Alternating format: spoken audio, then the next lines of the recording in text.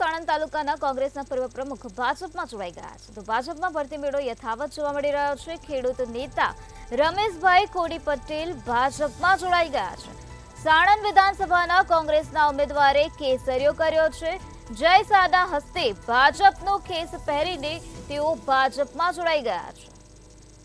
રમેશભાઈ કોડી પટેલે વિધિવત રીતે ભાજપમાં જોડાઈ ગયા છે. કેસરીયો ધારણ કરી લીધો છે. જય શાહના હસ્તે ભાજપનો ખેસ પહેર્યો છે અને ભાજપમાં જોડાઈ ગયા છે. તો સાણંદ વિધાનસભાના કોંગ્રેસના ઉમેદવારે કેસરીયો કરી લીધો છે. તેઓ વિધિવત રીતે ભાજપમાં જોડાઈ ગયા છે. ભાજપમાં ભરતી મેળો હજુ પણ યથાવત જોવા મળી રહ્યો છે. ત્યારે સાણંદ તાલુકાના કોંગ્રેસના પૂર્વ પ્રમુખ ભાજપમાં જોડાયા હોવાનું સામે આવ્યું છે. તેઓ એક કેસરીયો ખેસ ધારણ કરી લીધો છે. ભાજપનો ખેસ પહેરીને તેઓ ભાજપમાં જોડાઈ ગયા છે.